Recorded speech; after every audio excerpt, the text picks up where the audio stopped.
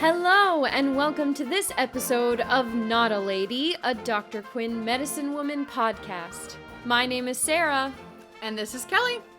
And this is episode 10 of season 1, titled Running Ghost.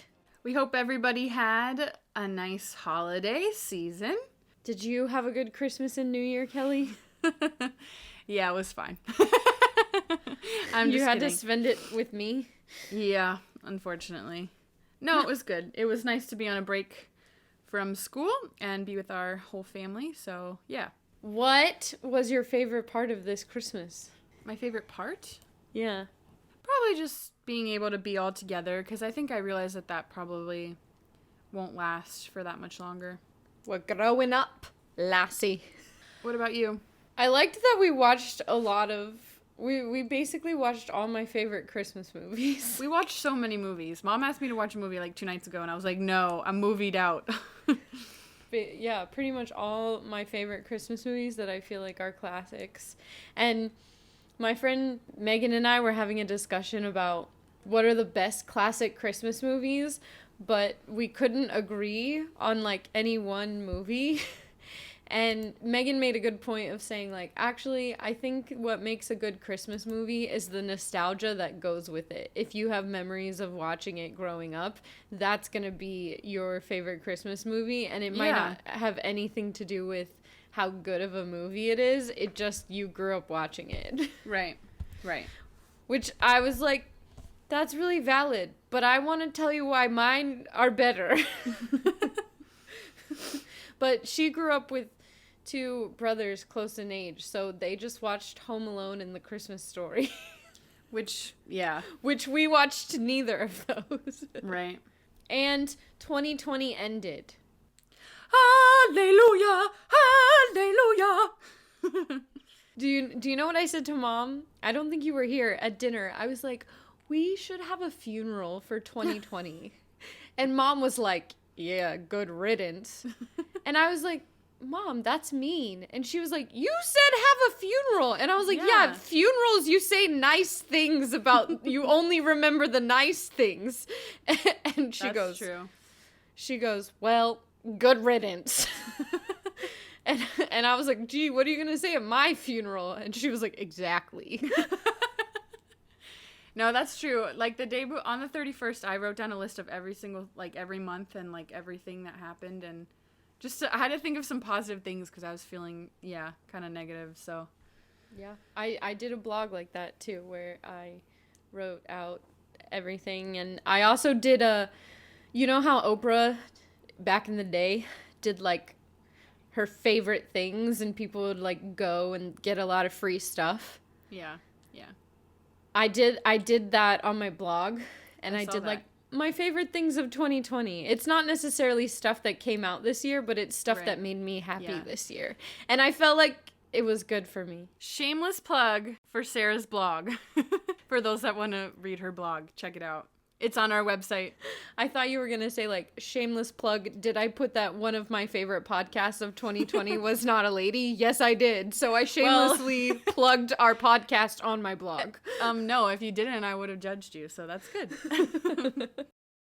Well, let's talk about lessons from the last episode, which was A Cowboy's Lullaby. Which I just wanted to say real quick, I know we've gotten a lot of new listeners over the holidays. If you don't remember, we do this before we start the episode. We just offer it out to any of our listeners to offer up lessons that they think characters learned, that they learned in the last episode. It can be serious, it can be funny, it can be ridiculous. We just want to hear your thoughts. So don't forget about that. You can always write us, tag us on social media. Really, you can write us anywhere. And we would love to feature your thoughts and lessons. So that's what we do at the beginning of this episode. And go ahead, Sarah. The first lesson that I'm going to read is from the Instagram account Gilmore Forever. They wrote, a lesson in this is what Sully said to Red about giving up his baby. When we have lost something, we realize how precious it was, and we learn that even with all the difficulties, we should be grateful for what we have and fight for it, no matter the sacrifice. Our good friend Brittany Anderson, shout out to Brittany, she says, I think Michaela learned that sometimes good people make bad decisions. I think at the heart of it, Red was a good person, just making some bad choices. Sometimes second chances are needed. And I agree. I think that, like, in this show, that there's a lot of people that they're not bad people, they just make bad decisions, and we do see that a couple times. And I think we could argue sometimes our characters who we chronicle as good people make bad decisions. This episode maybe being a good example of that. No, that's true. We also had our faithful listener Lisa Farber King say that she really enjoyed the song in this episode, which I agree. I really like the song. Should I record it and put it on SoundCloud? Let me know, guys. I vote yes. You should. Anyway, let's jump in here, you guys. Season 1, Episode 10, titled Running Ghost, aired on the 27th of February, 1993. It was directed by James Keach, who we have talked about once before. This is his second of 26 episodes that he will direct. The last one that we talked about would have been Law of the Land. And the writers for this episode are two one-time writers. It is Ed Burnham and Elaine Newman. And what I found was super fascinating is they are a duo of writers. Like, they have written multiple shows, but they always write together. So they actually did an episode of Fresh Prince of Bel-Air together. And they also wrote episodes of, is it Michael Landon's Highway to Heaven? There you go, yeah. Yeah, they wrote 3 episodes of that show together, too. So I thought that was kind of cool. They're a writing partnership. Yeah. Now you can go ahead and start with Scene 1. Scene 1. We find ourselves in a field somewhere on the land in Colorado Springs. Cloud Dancing is teaching Dr. Mike about the differences between herbs and how they can be used and how particularly the Cheyenne use them when it comes to medicinal purposes. He talks about, I'm going to butcher this, papivoho. Sounded good to me. Which we know as chamomile. I think most people are familiar with chamomile mostly because they dry out. Oh, she's drinking. Wow. I wish they could see you.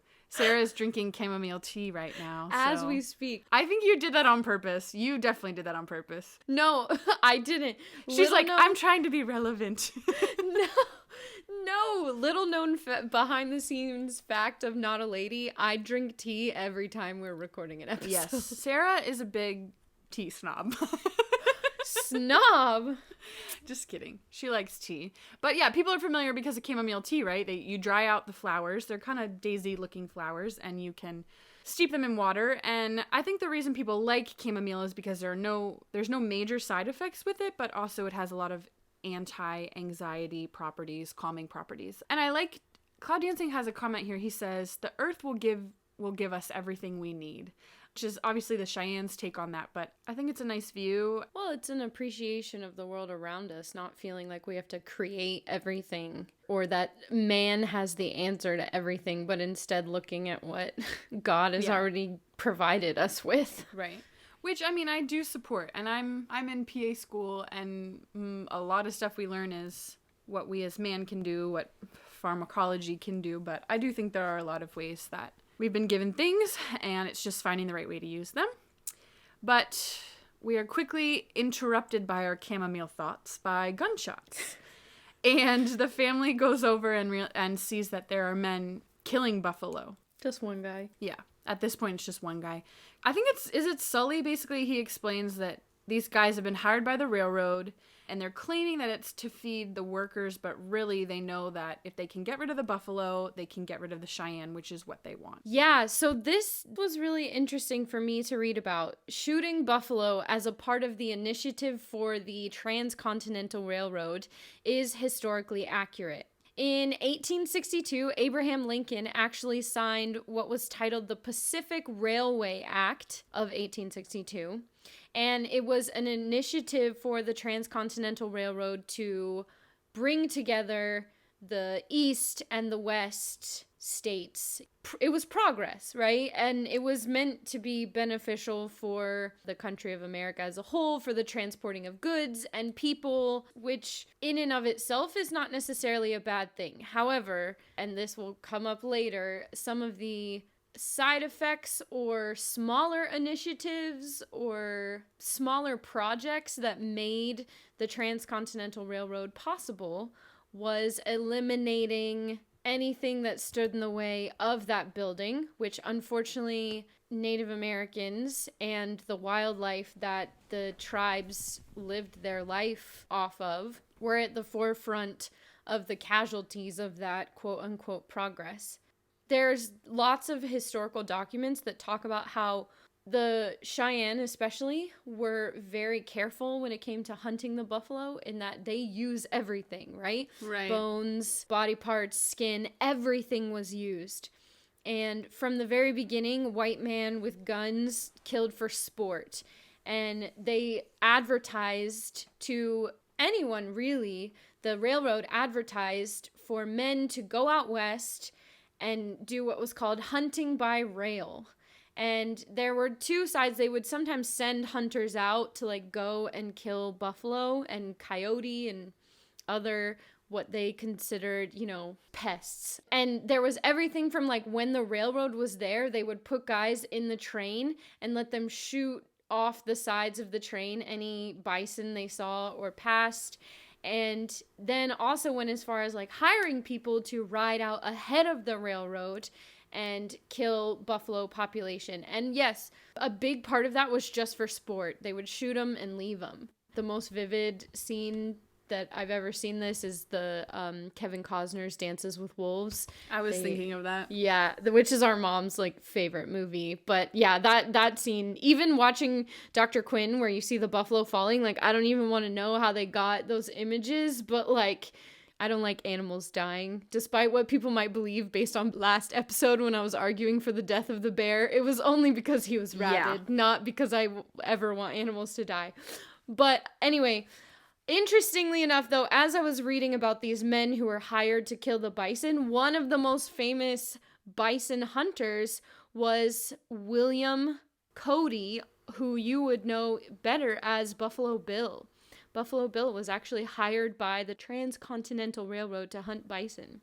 So he was, well, I don't want to say he was, what's that guy, Rankin Tate? He wasn't, I don't want to say that he was like that in his treatment of men, but he was hired to do the same job that Tate was hired to do, which surprised me because he later would become known for being someone who brought the Old West to the world, more or less. Right. So then we get the intro with no narration, and then we get a really gross scene where Dr. Mike is cutting. What do you mean gross? How is it gross? That finger looks disgusting, man.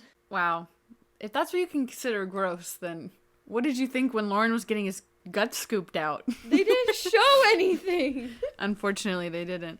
No, yeah, she's just making a small incision to drain his blister, which this is a lot of people, like, I think you will know that, like, you've been heard that you shouldn't pop blisters, which is true. It's usually good to let them heal. That fluid's there for a reason. But sometimes, depending on the size and the pressure of a blister, it actually can, to reduce discomfort, especially for someone like him where he's gonna have to use that finger again, like for the telegrams he's sending, like it actually is better to just small incision, drain the fluid. But it's kind of funny because she basically tells him not to look and he still looks, which I think is really funny, and you would not believe the amount of patients that do that, where they're like, I don't want to see, I don't want to look, and then they're like fixated on what you're doing, which is also stressful. I never look. I don't either, actually. I don't like things being done to me, but I will look sometimes. When I give blood, I don't even look at my arm. Yeah, which is why I don't know how I would react. And they do it on purpose. Even when I do go and I do look, they cover it up with a piece of gauze because they know people don't like to look at a massive needle going into your arm. Anyway, Horace, explains that he's been sending a lot of telegrams for the railroad because there's a lot of talk of the railroad coming to run through the town.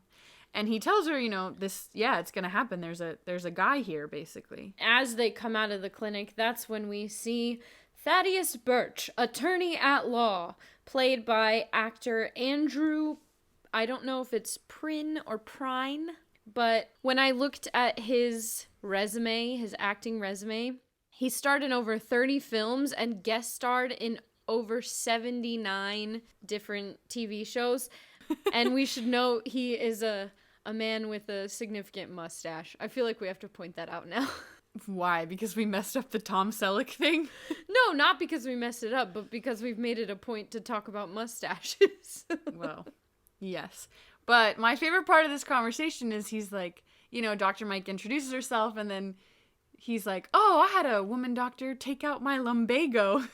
Yes, and I remembered Robert E. in the pilot, lumbago. We had a conversation, and you were like, I think it was, like, part of a lower back. Yeah. Like... lumbago, all it is, it's saying that you have pain in the muscles or the joints of your lower back, right? So when he says, she took out my lumbago, and it's so funny because Dr. Quinn's like, took it right out, did she? Like, the whole thing? Like, yeah, like, you know, you're an idiot, is basically what she's thinking. You're a liar. Yeah, but I thought that was really funny because I was like, you be proud of me, Kelly. Dr. Quinn has taught me things because I did notice that, and I was like, lumbago, isn't that like your back? Yeah, quite funny. Thaddeus Birch claims to work for the Continental Republic Railroad, which this will become significant later, but if you noticed historically earlier, I talked about the Transcontinental Railroad. So please note, he is not talking about the railroad that Abraham Lincoln signed the act on. Which obviously is what gives him away in the end, but he says he's working for the Continental Republic Railroad, which I looked up, and it doesn't exist, as it shouldn't, because he made it up. Spoilers for the end of the episode, but hopefully you've watched it already. But he tells her it's her lucky day, because she's going to get the opportunity to sell her clinic and make room for all the fancy people that are going to start coming to Colorado Springs because they have a railroad that for some reason has to go literally through every major building in town. It seems more work to me to bulldoze half the buildings than to just pull up right outside the town. Yes.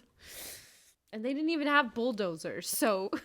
Thank you for pointing that out. I was a little worried for a second. But, like, you know, like, nowadays, people just bulldoze things. It's like, oh, yeah. Just like to dismantle all those buildings, that's a lot of stinking work. But he's talking it up, right? There's a group that's formed. He's talking it up, making it sound really good, embellishing whatever he may. So we get the impression that he's one of those salesman type, you know, where he just has that kind of... Gives us some Doc Eli vibes, for sure. And it's not least because of the mustache. Say vibes. I don't like vibes. Vibes? Why don't you like vibes? I don't know. I just don't like that word. Vibin'? Yeah, it makes you sound young. Okay. I didn't know that was a bad thing. I'm not calling you old. I'm just... anyway. He does make it sound really good, but I should say the Transcontinental Railroad, which was started being built prior to the Civil War in 1863 and was finished around 1869, it is marked as the greatest technological feat of that era. Back in the day, they could get you from Omaha to San Francisco in 1 week, which back then, that is killer amount of time when you think about the people on the Oregon Trail, you know, and how many months it took them to get out west. So we end that scene with her not necessarily looking angry, but definitely looking skeptical. Yeah, cautious about what this means. We're on the reservation. We have Black Kettle and Iron Knife, who's not a character we particularly know before, but he's given a name. So Iron Knife and Black Kettle are having an argument, and Sully's there, Cloud Dancing is there, and, you know, Sully says, like, I've never really seen anyone talk to Black Kettle like that. But what they're discussing is the Buffalo Hunter, because at this point, obviously, the Cheyenne are concerned because they're losing their main food source. And so Sully offers to go talk to the Buffalo Hunter. He won't let Cloud Dancing come. He wants to go talk to him himself. Which, I mean, what kind of input... Do you have any input on this I feel like we talked about all the treaties that the white man went back on that really cut down on the land that they had originally promised to the Native Americans. We've talked about Black Kettle and kind of his experience after the Sand Creek Massacre. They were put on a reservation. Food was scarce. They're not allowed to leave the reservation in groups bigger than like 1 or 2. But then it gets to the point where they're not allowed to leave at all, which we see in this episode. I should say this is actually Black Kettle's 3rd appearance in Dr. Quinn, and we haven't talked about the actor who plays him. His name is Nick Ramus. I think it's important to note that they say the reason that Iron Knife is angry is because his son starved to death last winter, I think they said, which that would be about the time after the Sand Creek Massacre happened. They had the winter. That's when the Cheyenne were put on the reservation. And I think it's significant because in the very last episode, the whole reason that Black Kettle wouldn't take care of baby Mike, Red McCall's baby, was because his people, they said their people were starving. And so already knowing that the Cheyenne are hard pressed for food, and it's not from necessarily a lack of buffalo at that time. Like at that time it was because they can only hunt on the reservation. Now the very buffalo that they have on the reservation are being eliminated for sport. And Iron Knife seeing that, knowing his little boy starved to death, and now we're already they're looking at the next winter and what this means for them. He wants to do something about it, for sure. Yeah. And I do have a random little fact to throw in here, but I was doing some reading about Black Kettle. Did you know that Black Kettle's wife's name was Medicine Woman? Oh, wow. Yeah. I was reading about Black Kettle. They were married in 1855. Black Kettle's wife's native name, obviously the name is actually in Cheyenne, but I'm not going to try and pronounce it. However, on our website in the resources and research tabs, I've actually linked a website that talks about more about her. But it blew my mind when I realized the significance of him giving Dr. Mike the Cheyenne name of Medicine Woman is actually very significant because that was the name of his own wife. That's really interesting. Not only does Sully say that he's going to go talk to the buffalo hunter, I think Sully sees himself as a good a good mediator for that conversation between white man and the Cheyenne. But since he tells Cloud Dancing he shouldn't come, Cloud Dancing actually says that he will ask the ghost buffalo to protect Sully and the herd. And this will obviously come to be important later in the episode. At the Mercantile, Mr. Birch is convincing Lauren to sell his building and land to the railroad. They have a conversation about change. We see Lauren be a little sentimental. Yeah. We learn that he and Maude moved there from Missouri, Missouri was the 24th state in the United States. Shout out to all our Missouri fans. Let us know where you're at. You have a grumpy old man on your side. No, but he's sweet here, actually. I think it's sweet, all the things he says about holding memories. But I guess everybody has their selling price because Birch is like, change is inevitable, no matter what, the railroad's gonna come, and shouldn't you make a profit? And we kind of end the scene with Lauren being like, how much did you say again? Yeah. There's a quick scene where, unfortunately, we see Iron Knife riding into the buffalo, what are they called? Buffalo hunters. I called it a railroaders camp. Okay. Yeah, so their camp that they have, Iron Knife is riding in with intent to hurt, kill. Unfortunately, the buffalo hunter, who we haven't learned his name yet. We'll learn it in a second, but he shoots Iron Knife and kills him. I kind of hate how he just rides up there knowing they have guns. Because obviously he knows they have guns because he's seen them shoot the buffalo. Yeah, I think that's why, like, in the scene, Sully makes the comment of, like, somebody should go get him because he's in this state of, like, anger, distress, despair. He's gonna probably, like we said, make a choice that's not the best, so, Yeah. Yeah. It's unfortunate. I think maybe in this moment for Iron Knife, it's not even about the buffalo, but it's more on like he can't strike out at the American government. He can't strike out at the soldiers, you know, because that's going to bring down trouble on, you know, his entire tribe. And so I think this is almost a desperate attempt of looking for someone to exact revenge on that maybe won't matter. Right. But unfortunately, it does cost him his life. In the meantime, Birch is making the rounds, and he's at the saloon. Stroking Hank's ego. Yeah, having no problem making a deal with Hank. Hank's not, his motivations are not always in the right place, so money happens to be one of the places it is found. And he enlists him as a partner to convince the others. Right, which, I forgot about that. To be fair, I think is a brilliant strategy, right? Because Dr. Mike is a prime example of how the people of Colorado Springs are not convinced by outsiders, you know? Like, they didn't want to listen to her, especially, like, in the beginning. So he's like, they're not really listening to me. You know, I bet they'll listen to one of their own. And, of course, he picks a guy who, like you said, has questionable morals and therefore is going to do whatever he takes to get his cut. Right. Yeah, exactly. At the railroaders' camp, Sully arrives with his paint. He got his horse back, by the way. How do you notice these things? I notice all the horses. And actually, I feel like Sully's super respectful in the beginning because he's like... No, he is. Listen, sure. I know you have a job to do. Like, not even being like, you shouldn't shoot the buffalo. This is their way of life. He says, I know that you're here to kill the buffalo, and that is what you have to do. He says, Chief Black Kettle asked me to come to petition you to leave enough buffalo for the tribes to survive through the winter, which was also surprising for listeners because I think you're expecting him to be like, this is wrong, stop. I think what stood out to me though is when he said Chief Black Kettle asked me, because Black Kettle actually didn't ask him, he volunteered to go.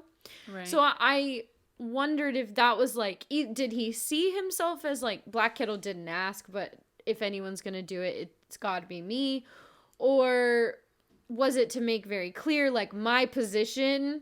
Like, I'm not just some white guy showing up being like, hey, listen to me talk about the natives, but actually being like, I have a relationship with the chief. Right. And I love the line, what's progress to some means death to others, because that's Tate Rankin is the name of the buffalo hunter, played by Don Stroud. No, I was just gonna say, it's like the most unlikable character I think we've had so far. Yeah. Well, his last name is Rank. Rankin. Like, stanky. Oh. Rank. Yeah. I was thinking more of like... Oh, like ranking? Class ranking. No, like rank. Like, oh, what's that smell, you stinky man? Oh my gosh. You're weird. Okay. Words, English teacher. Okay. Anyways, hey, naming your characters is important, man. However, I just want to point out the conversation that Sully and Tate have, where they talk about progress, is actually, it seems like it's pulled out of some historical letters that I did some research on. General William Sherman wrote to General Ulysses S. Grant prior to his becoming our president, and he was part of obviously the U.S. military, especially in regards to progress in the West. And one of the things that Sherman wrote in a letter to Grant was, we are not going to let thieving, ragged Indians check and stop the progress. And he went on in that letter to talk about the only solution would be their extermination.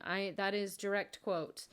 And then later, General Philip Henry Sheridan, who you might or may not know, was actually the superior officer to one General Custer, wrote an entire letter about how they needed to be on the offensive to protect the railroad, and that the way to do that was to destroy food, shelter, and livestock possessed by the natives. So, white people are the worst. And it's just interesting to have Sully stand there and be that advocate and recognize, like, what's progress to some means death to others. And that statement is literally pulled from, you know, direct historical Interesting objections. So then, obviously, the conversation doesn't go so well. Sully threatens, and then they beat him up while his back is turned. Literally beat him up, dump his body down a hill with Iron Knife, who's dead.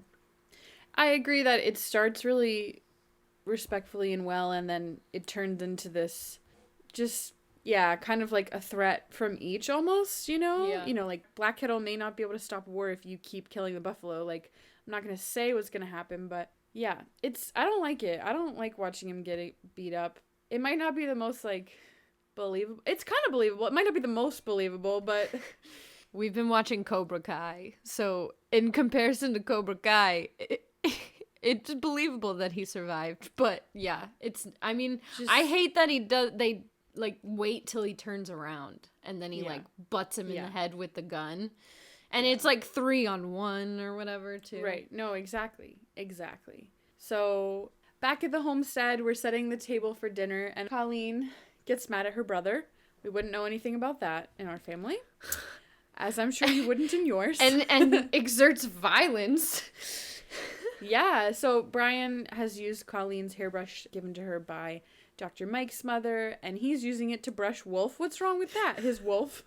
You know, Sully told him to brush him. He's just doing what he's supposed to do. But yeah, she hits him. And while Dr. Mike, I don't really know why did they put this in here? I'm not really sure, other than to like just have some sort of conflict. Show her distracting them. Mothering.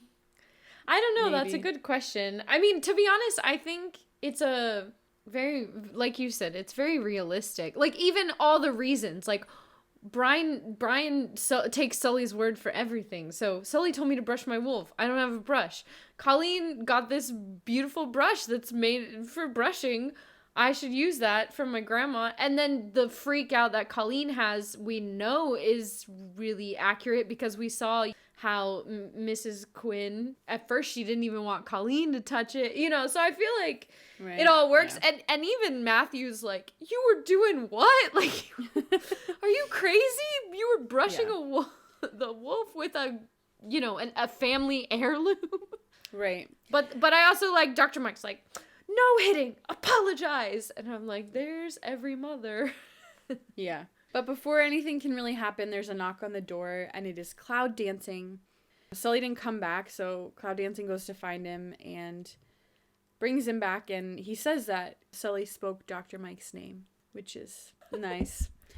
And so it's probably the next day, and, well, just to mention, Sully looks bad. Sully looks really bad. He does look bad.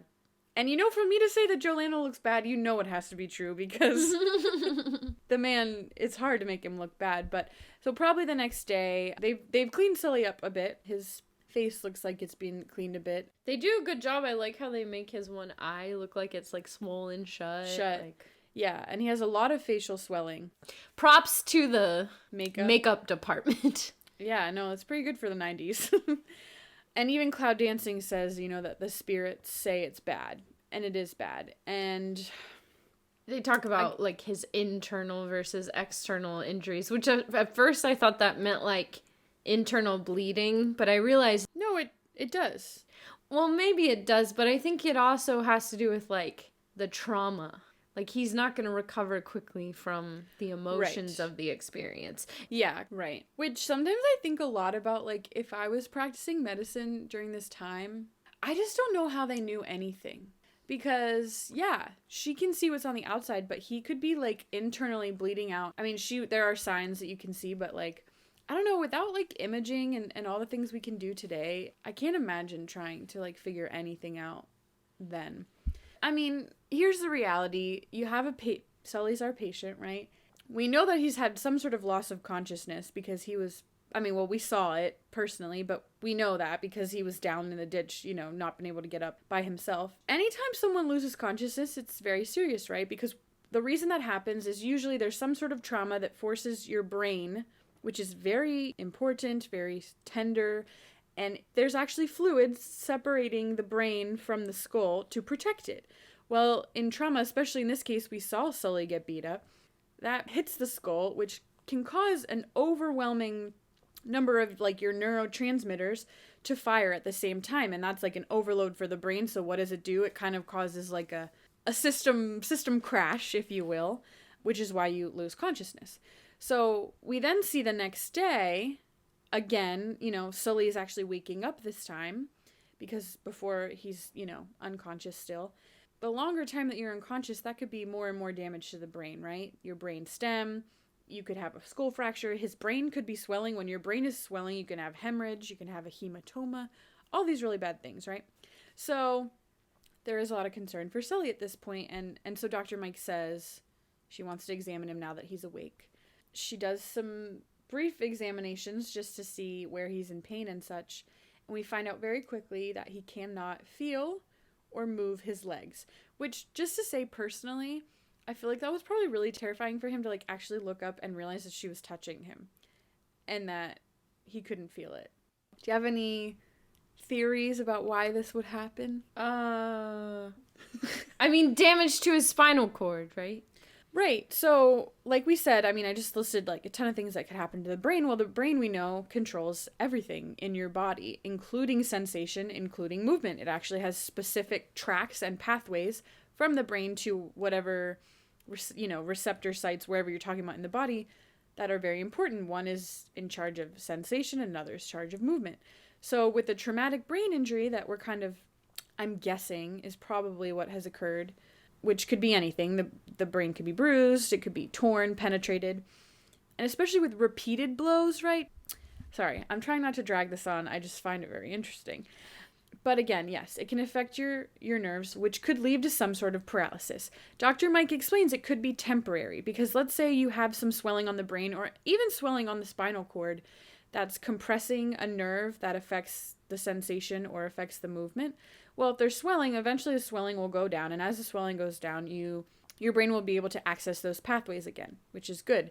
But we don't know if that's the case with Sully or not. It could be temporary, or it could be something very serious occurred, and now it's not just an accumulation of fluids on the spinal cord, it's damage. Cloud Dancing says that he knows that there's a root that you can make into a salve, and so he's determined to go do that, even though Sully says something like, you've never even seen it. But Cloud Dancing wants to be able to do something. And as much as Dr. Mike encourages Sully, saying like, it could be temporary, doesn't mean it's forever. It takes time to heal. Yeah, it takes time. We kind of see her later, like at the end of the scene, she's kind of like silently crying and looking very unsure, which I think is probably extremely accurate, because she knows that there's damage, but we don't know what type of damage, we don't know where the damage is, and we don't know how severe the damage is. So, like I said, I can't imagine trying to figure that out without being able to like see anything. Yeah, for real. I do really like how, and we're gonna see this more later, but like I think the Cooper children are so wonderful to Sully in this whole episode, and even in that moment they're like, all three of them are crowded around him when which gives her that little moment to be like, I can't be emotional about this, because he needs me and they need me to like be okay and keep going, and all that kind of thing. Mr. Birch is still working his sales pitch, and now he is in the barber shop, and he's got Jake on board, and he offers Jake a very surprise secret special that instead of getting money for the deed that he is turning over, he can trade it for stock and interest in the new railroad, in which 5 shares for every $1, and he'll become super rich. But he's only offering it to him, and so Jake agrees. Jake's like, ooh, I'm special. Yeah. At the homestead, I really love this scene, because Colleen wants Sully to eat his soup, and Sully doesn't want to eat, and Brian goes, I have the solution, just have a cookie. And then Colleen's like, he needs something nourishing, and Brian goes, Okay. First eat your soup, then you can have the cookie. And it's freaking cute. Yeah, very cute. Sorry, Mom. I'm talking about Brian being cute again, but he's cute, okay? And then here, Brian asks Sully to tell a story, and we get the first introduction of the white buffalo. First of all, Sully makes mention that white buffalo are super rare, and according to the National Bison Association, 1 in 10 million buffalo are born white. So that is not an exaggeration. And the white buffalo / running ghost is a Lakota Sioux Nation myth / legend / creation story. And it's like a 2,000-year-old story, and I have attached original versions or write-ups on the actual story, but I'm just going to shorten it down to the symbolism of this white buffalo is that the white buffalo taught the people how to pray. They had forgotten how to communicate with God, with the Creator, and the buffalo came to them and taught them how to pray. And the buffalo is the one who introduced them to the prayer pipe. And really, there's a lot more to the story where the buffalo actually changes colors, and the colors of the buffalo represent the different races and the 4 directions. But really, the heart of the story is really that the white buffalo is a sign that people's prayers are being heard.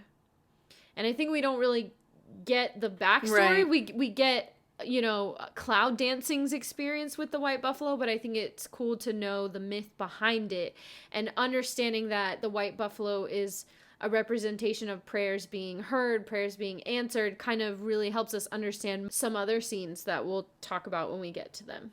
Dr. Mike and Matthew come in, and similarly to what we've talked about, not too long ago, Dr. Mike's trying to reassure Sully that injuries take time, and she doesn't know if he's going to heal. He asked for her honesty, like, tell me how it is. Do you know if I'm going to heal? She doesn't know, and Sully gets upset, and that's very normal for a patient. Things you don't know that people study about in medical school is patient reactions to things, and that's very normal for him to get upset about the fact that she doesn't know if he will heal. She doesn't know what's going to happen. But she says, okay, there are things we can do. Well, she kind of talks about, like, stimulating blood flow and continuing to help your muscles. So she starts to pull up his little nightgown and massage his legs, which is true. And you'll see this many times with even like comatose patients or elderly patients, is that this is why they do range of motion and physical therapy and all these activities, because if your muscles aren't working, they're not going to get any sort of activity or growth or stimulation, which will cause them to atrophy and shrink. But Sully doesn't want to, and then he's like, don't go feeling sorry for me. And she's like, okay, I won't if you stop feeling sorry for yourself, which I think it shows that she knows him, because, like, that is what he's feeling. Yeah. That's what he's feeling.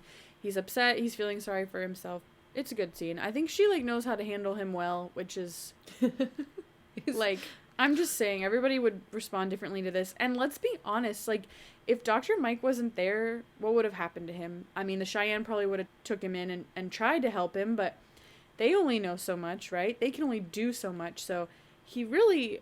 I'm not saying he owes Dr. Mike a lot. I mean, he does, but I think he's also, we'll see later on. I know he's grateful, but I think it's probably an embarrassing situation to be in as well, because he's having to be vulnerable, and nobody wants anyone to see them, especially someone they like, whether he likes her or not, at their worst state. So after some time, we assume some time has gone by, Dr. Mike is outside feeding chickens, and Cloud Dancing arrives with the root, which I noticed we never actually get the name of this root, but we learn that Rankin has killed 2 more Cheyenne, which I wish I had more context who it was and why. Like, did they go to the camp too? Were they looking for Iron Knife?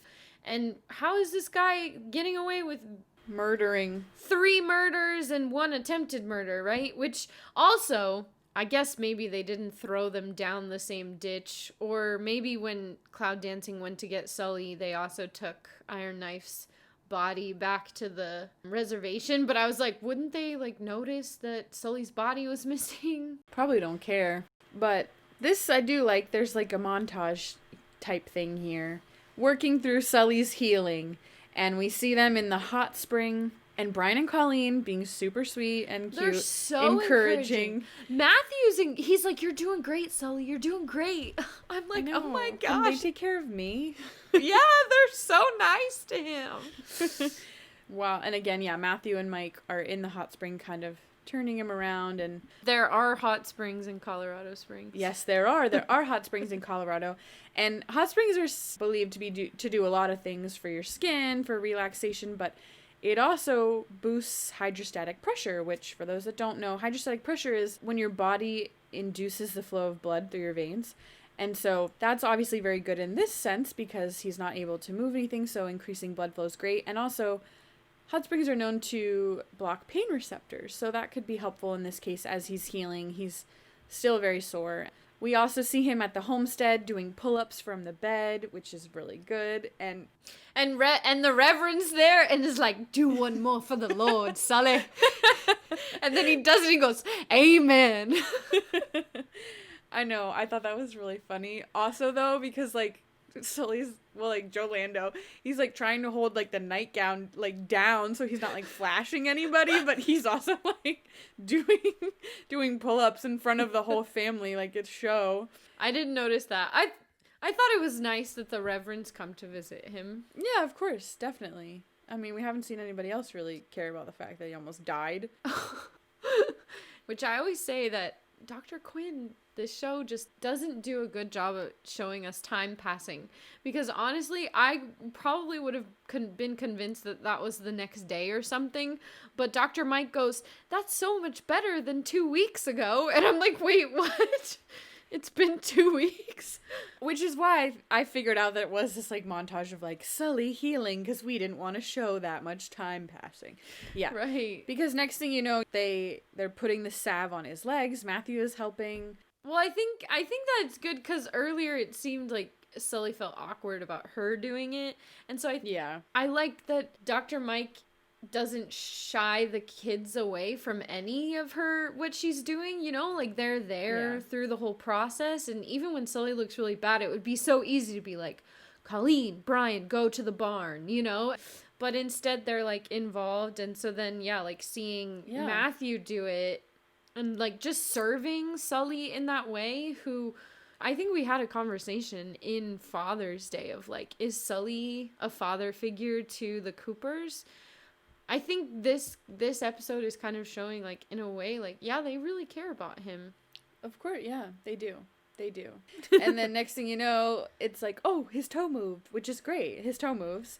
Sure enough, she gets him to really concentrate, which his toe moves, and then, like, Sully's like, yeah, this is great, because I got things to do. And he's got this, like, sinister, like, serious look, and you're like, what does that even mean? Like... But we know what it means. I will note, actually, that the montage, I really like the music for this.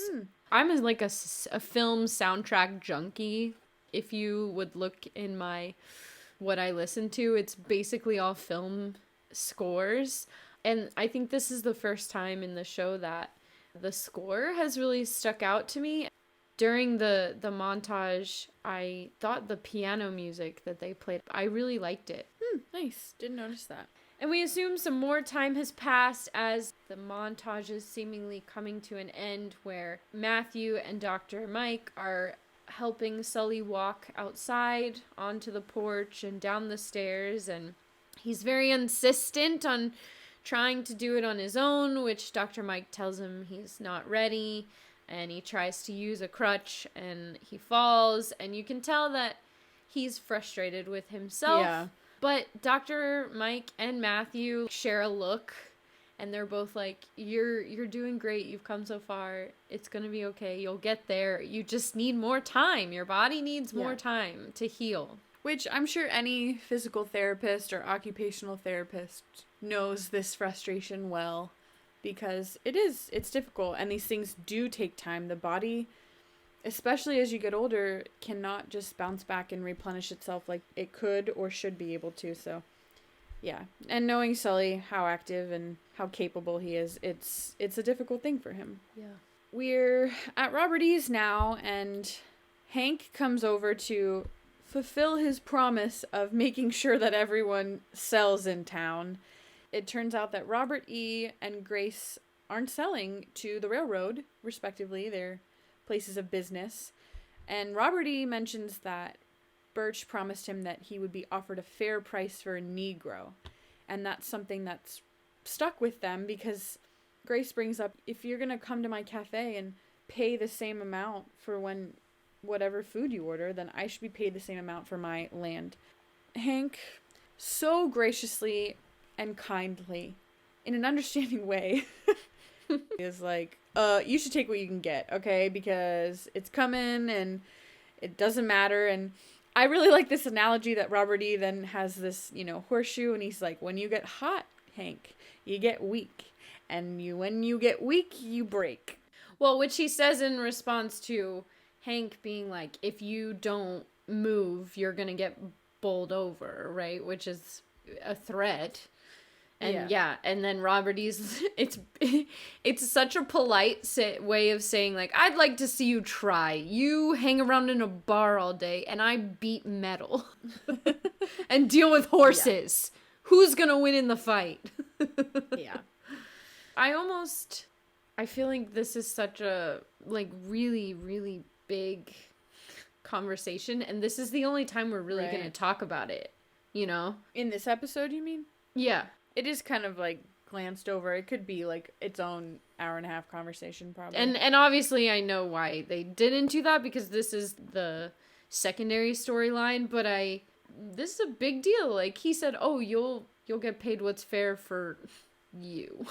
As a non-white person, and especially considering if we're assuming, well, I don't know where this guy's from, but this is post-Civil War, so I feel like it's just very relevant, and Hank doesn't necessarily disagree that they're asking for a fair price, but at the same time, he just kind of blows it off as like, bro, just take what you can get because it's gonna happen whether you like it or not. Right. Which is probably what he's saying to everyone, but yeah, and I think you're probably right.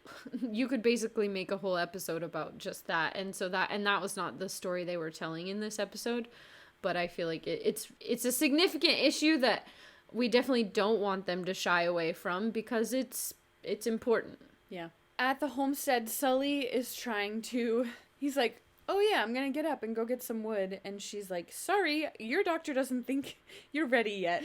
Yeah. Which I really like because I just think it's funny having, like, your doctor, like, in your family. She can basically see everything he does. Because, as a healthcare provider, you can tell your patients lots of things, but you don't go home with them and see what they actually do. So I think it's kind of funny that unfortunately for him, she's there for everything. So she can kind of dictate more, but Brian says, you're so lucky, that we have a doctor for a ma, and Sully's like, you're really lucky, which I think is really kind and shows that he is appreciative for this whole situation. It doesn't go without saying that he is appreciative. I agree with everything you just said. Oh, thanks. He also is asked by Brian to finish the Running Ghost story, in which he explains that cloud dancing actually in the winter of 60 or something like that. Yeah, in the winter of 1860. That's when we've been setting this. Yeah. I just think it's funny that he, it's significant for cloud dancing, significant for him. But he tells this, very beautifully told story about how cloud dancing saw this white buffalo with coal red eyes. And the buffalo saved the entire buffalo herd and cloud dancing from falling through the ice. Falling through the ice, yes. And this is, I wrote down here as well, the music. I don't know, the soundtrack of this episode, I thought the music at this part was really stunning. I should have took more notice. Well, like I said, this has been the first episode for me where I feel like it's really stood out. In the town, Birch is selling to more people out of the saloon. And who comes to town but Tate Rankin? And he recognizes Mr. Birch. And they have this very elusive conversation about, oh, I thought you gave this up back in Salinas, which is a city in California. California. Did you know that?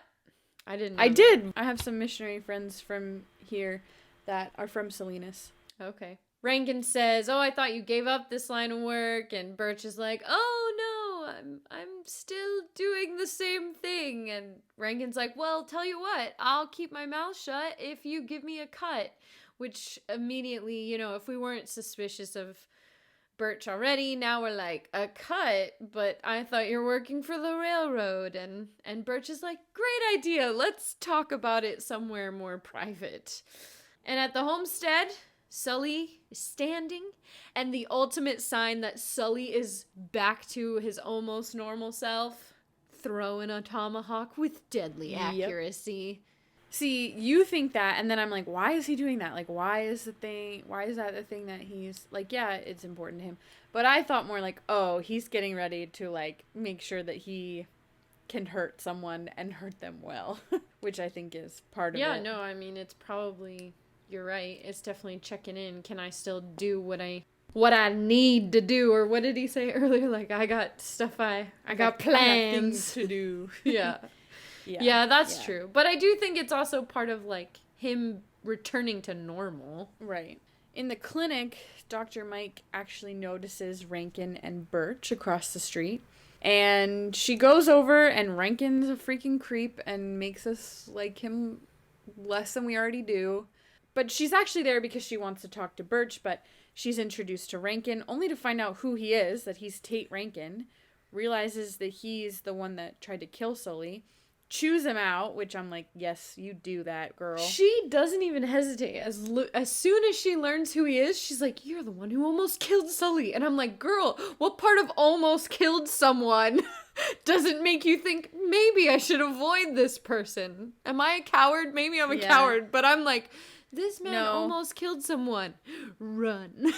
I didn't think that till later when Sully's like, well, he knows now or whatever. Because I would have been like, if I realized who it was too. But I mean, she basically, she goes on this rant like, I'm going to get you arrested. I'm going to get you tried for attempted murder. And then after she walks away, Rankin's like, okay, well, I need to finish what I started.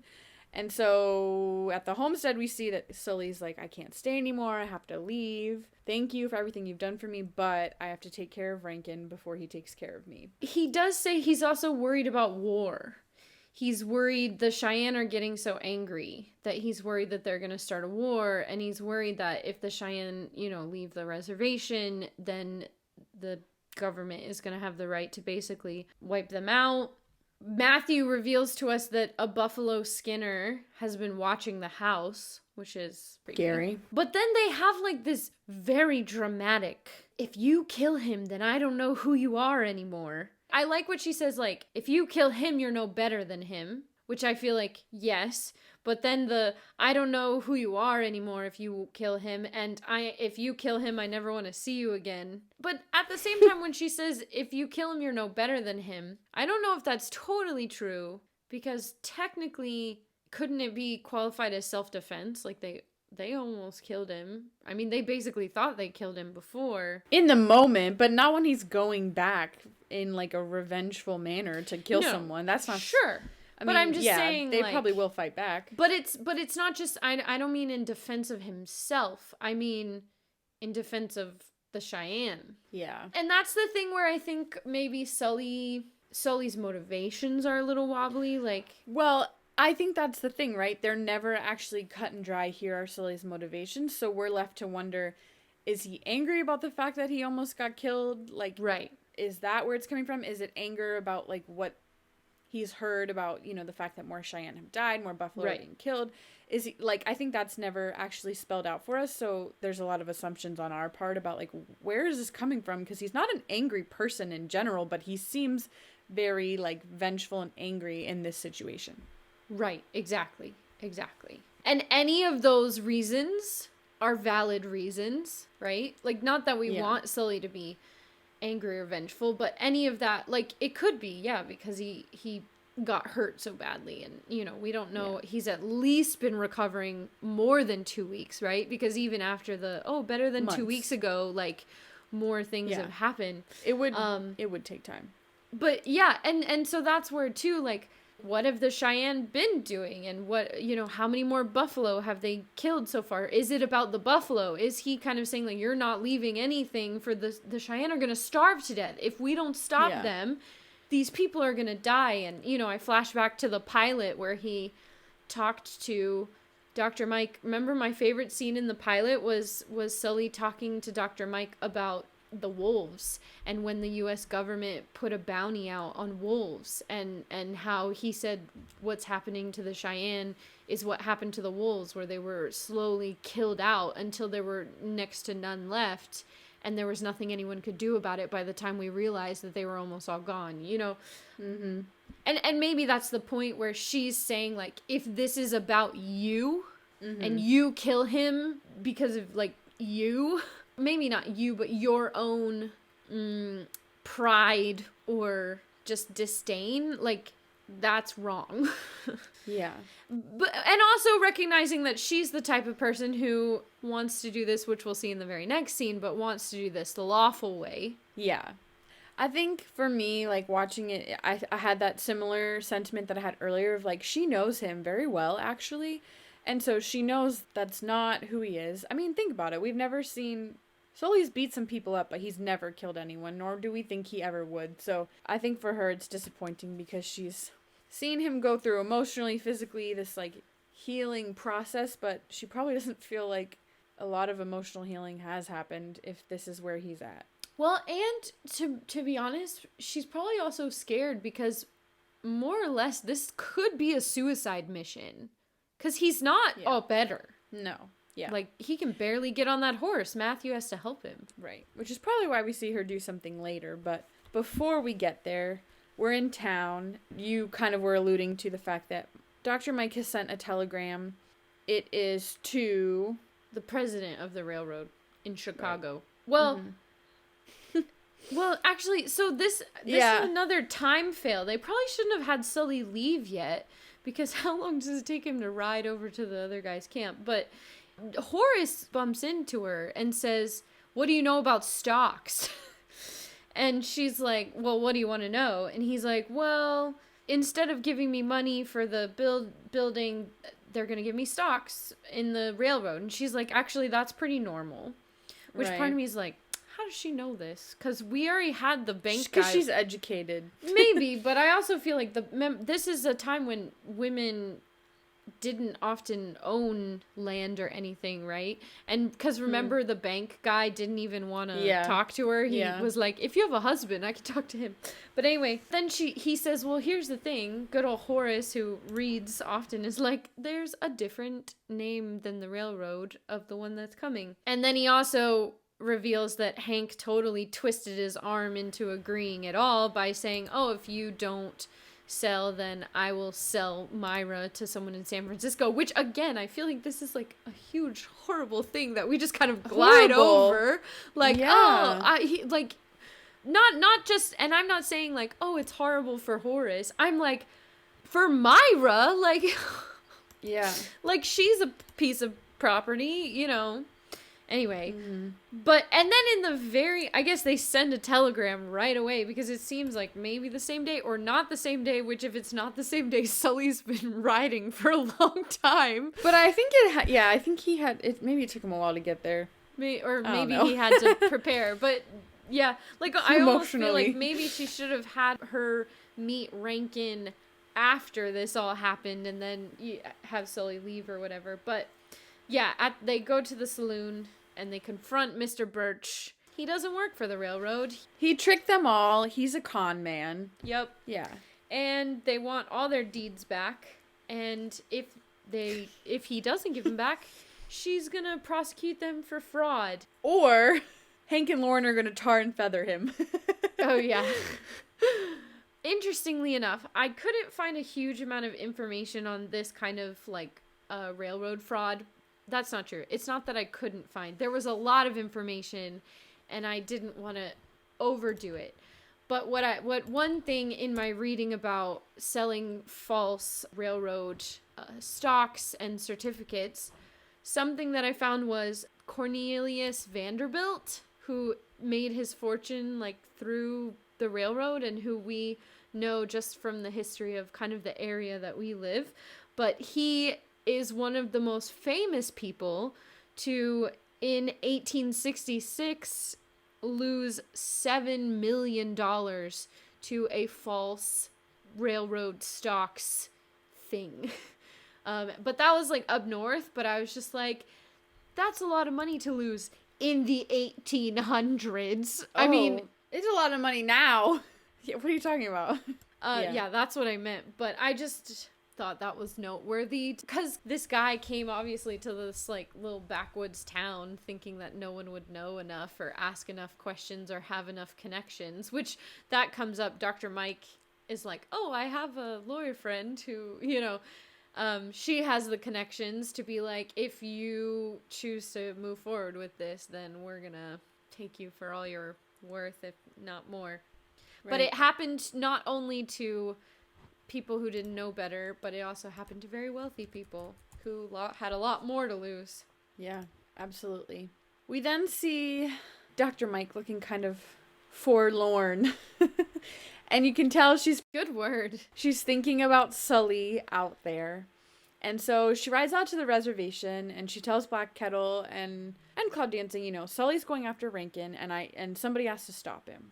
But Cloud Dancing brings up the fact that this is Sully's fight, and if anybody wants to stop him, you need to find him because you are the only one he'll actually listen to, which is quite the compliment. It is a compliment. Do you think it's true, though? I feel like he listens to Cloud Dancing. I'm sure he does, but, Cloud Dancing is, his best friend, and you know how the best friend, they can give you lots of advice, but they probably know who you really... He probably sees... I don't know. I think it's one of those best friend... gives you advice all the time. Best friend also sees girl you like give advice and how you take her advice all more. I don't know. I think it's one of those situations where he probably is like, you actually might not know this, but he listens to you more than he listens to anyone else. I will say personally, I wish that they didn't include the part where the Cheyenne are like, oh, this is Sully's fight now.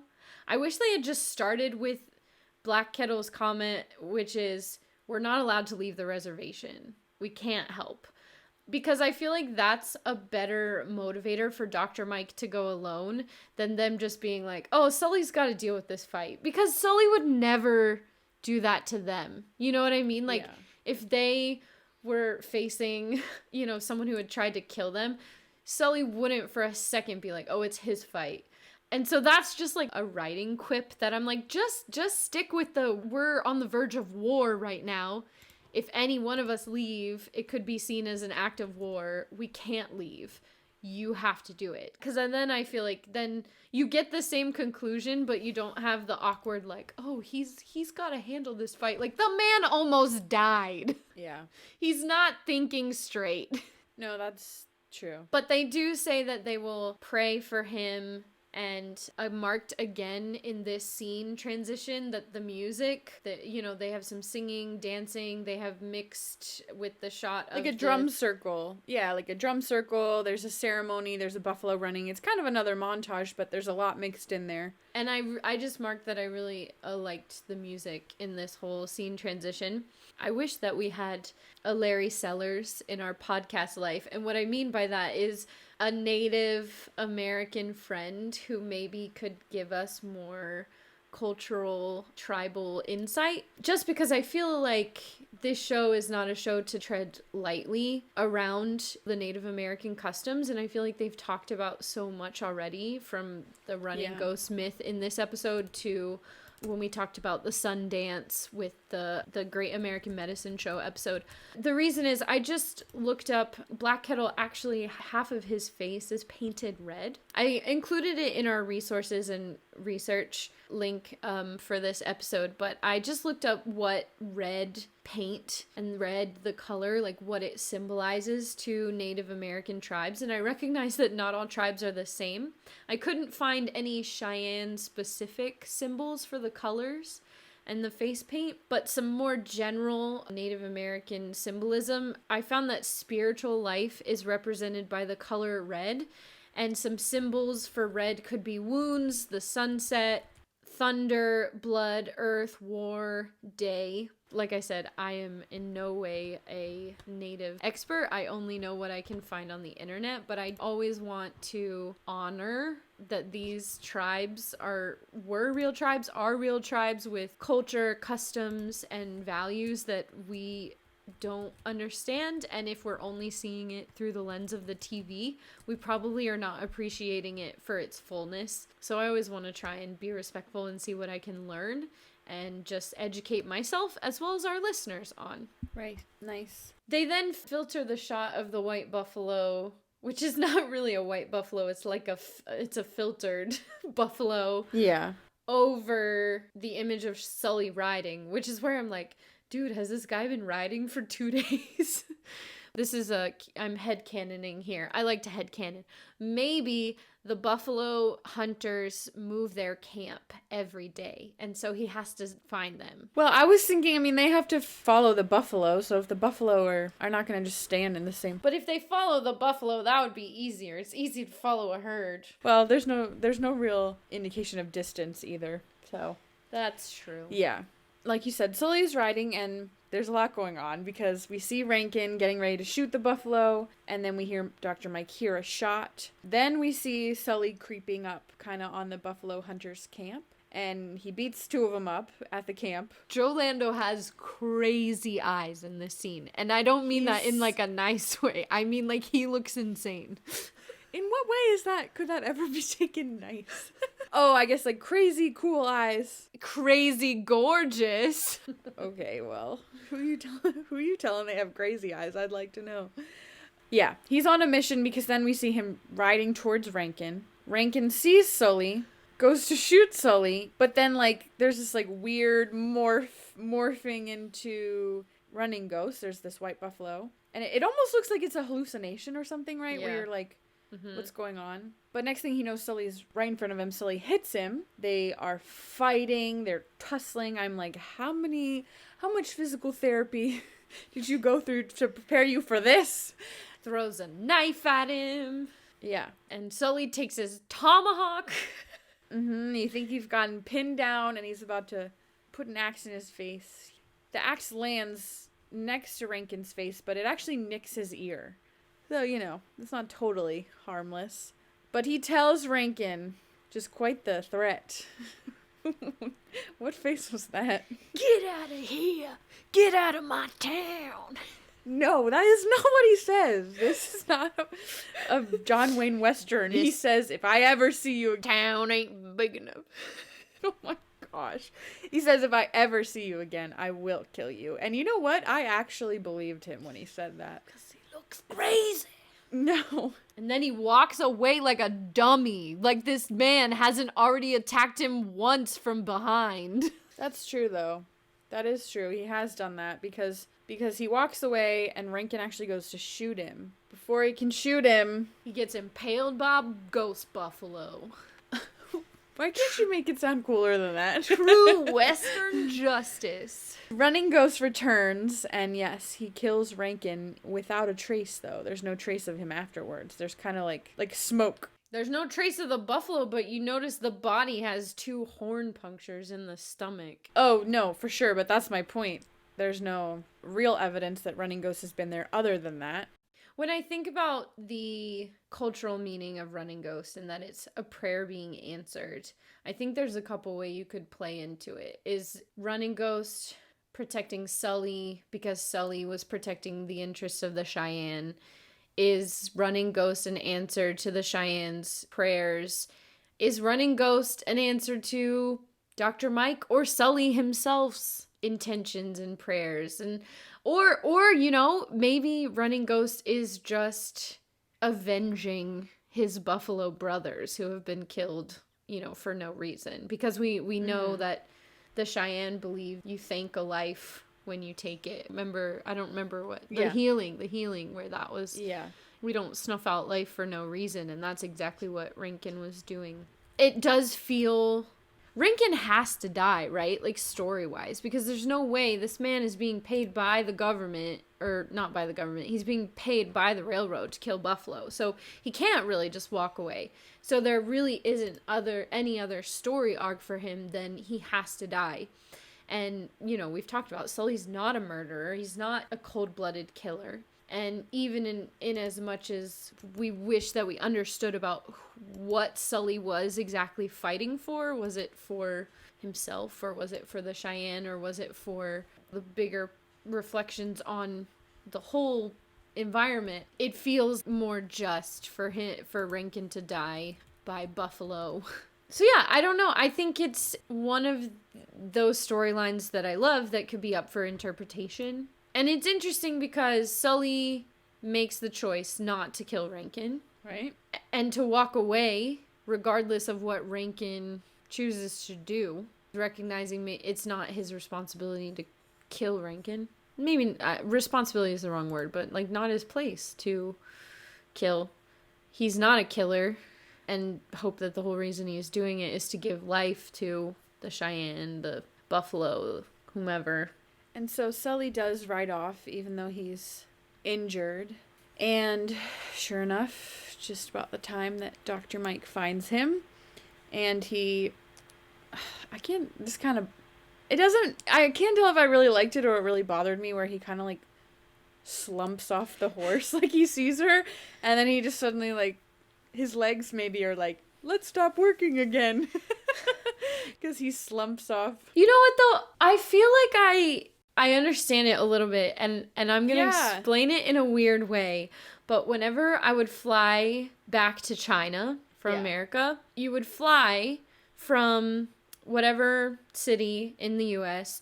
I would always go either to like Detroit or D.C., and then I would have a flight to Beijing, and then I would have Beijing to Qingdao, which is the city I lived in China. And I would be stressed out on the U.S. flight, and I would be stressed out on, not super stressed out, but, anxious about making the next flight, and then the flight to Beijing. And as soon as I would get on the flight from Beijing to Qingdao, I would pass out. And we're talking, this is like a 26-hour journey. I would pass out on that last flight. And it was always because I was so relieved, and I was like, okay, I'm going to be fine. Like, once I get to Qingdao, I have people there. I know how to get around.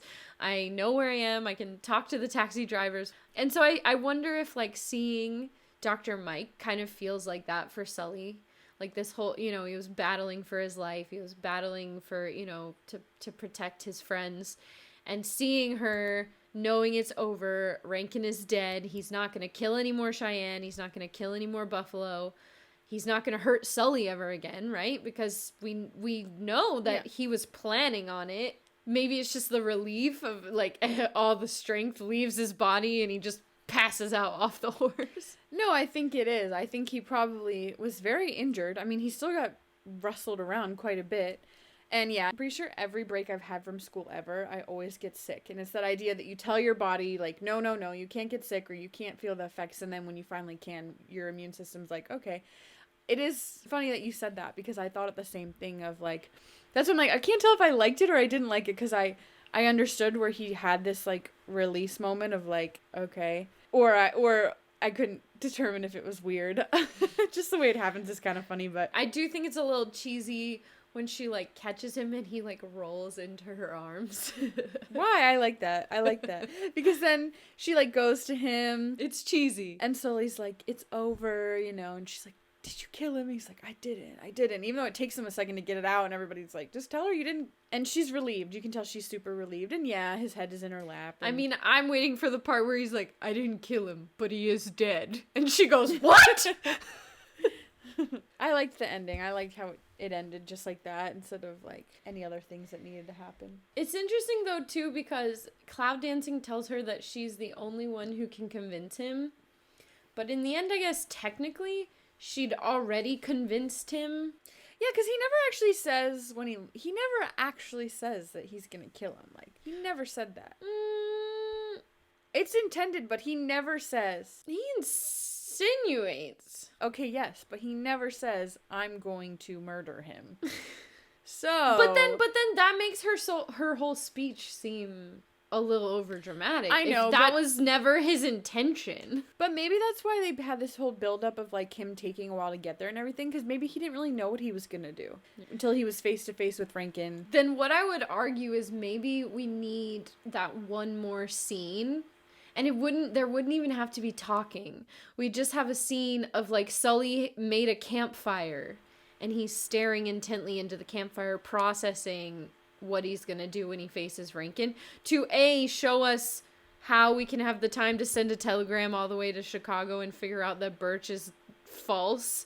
And then Sully to not arrive till later, even though he left earlier. And then we also know, like, okay, he's been thinking about what she said, what he's gonna do. So that, yeah, when he gets there, we still don't know what he's gonna do, but we know he's thought about it, you know? Like, maybe if there was, like, one more scene in there of him processing. Interesting. I see what you're saying. So, favorite scene? I think I like when they're at the hot springs and the Cooper... You just picked mine. The Cooper kids are being super encouraging and like, you can do it, Sully, you're doing great. You literally just picked mine. Yeah, I like that scene too. I like them being all together and encouraging, and Sully's trying, and yeah, I agree. Can we have the same favorite scene? No? I was like, I'm pretty sure you told me no at one point earlier. I try to never choose the same one as you. Okay, well, since I was nice and let you go first, let me think of another one. Actually, but usually you're not ready, and then you always tell me to go first. So I went first. I didn't even ask. I've been caught. That's true. Too bad it's been recorded and everyone else can attest to that. Yeah, I normally can't think. I guess, like, then I would probably pick the end, just because I think the end is real cute. The whole Sully Mike thing. But I also think, you know how they bring the running ghost circle the running ghost story full circle, and Sully makes a choice not to kill. I guess I'd probably pick that. Yeah. Okay. Ranking. See, now you understand ranking. Ranking. This is what I was thinking when we said ranking. Ranking. Okay, stop. So, well, what do you think? Let's just talk like higher end, lower end, in the middle. Thinking probably higher to mid. Okay. I liked it. You liked it, right? Yeah. If we're looking at number 4, that's Great American Medicine Show. 3, The Visitor. 1, Badwater Pilot is number 2. Is it better than the Great American Medicine Show? I feel like the thing about the Great American Medicine Show, though, is that one was so powerful on an emotional level. This one's not super emotional. I think this storyline is very clean. Like you said, it wraps itself up very well. I mean, I think I would probably put it either right above that or right below that. I think the performances are stronger in the Great American Medicine Show. You know what I mean? Yeah. Like the acting. Not that it was bad in this one, just that I think Great American Medicine Show has some really stellar performances. So now you'd be saying, is it better or worse than Law of the Land then? I think I had some moral issues with Law of the Land, so I would say it's definitely better than Law of the Land. Okay, so did you just answer? The new number 5? I am comfortable with that. Okay, so we have, this is the new number 5, right below it, Law of the Land, right above it, The Great American Medicine Show. Which is kind of ironic because Law of the Land was the first episode that James Keach directed. So they're right next to each other at the moment. There you go. Cool. Thank you for sticking with us today, guys. Please tell us what lessons you think characters learned. I think there are all sorts of lessons that could be pulled from this episode.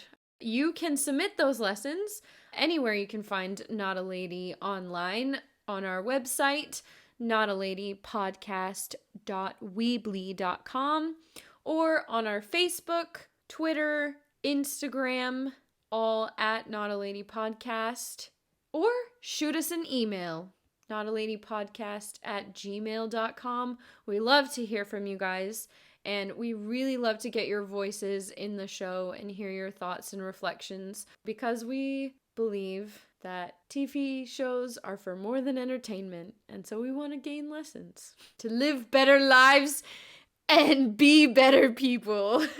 Thank you for coming to my TED Talk. Literally.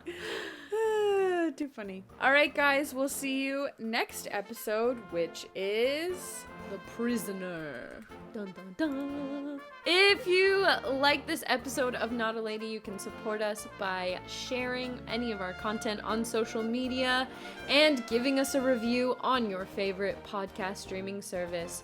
We look forward to talking to you guys in the next one. See ya!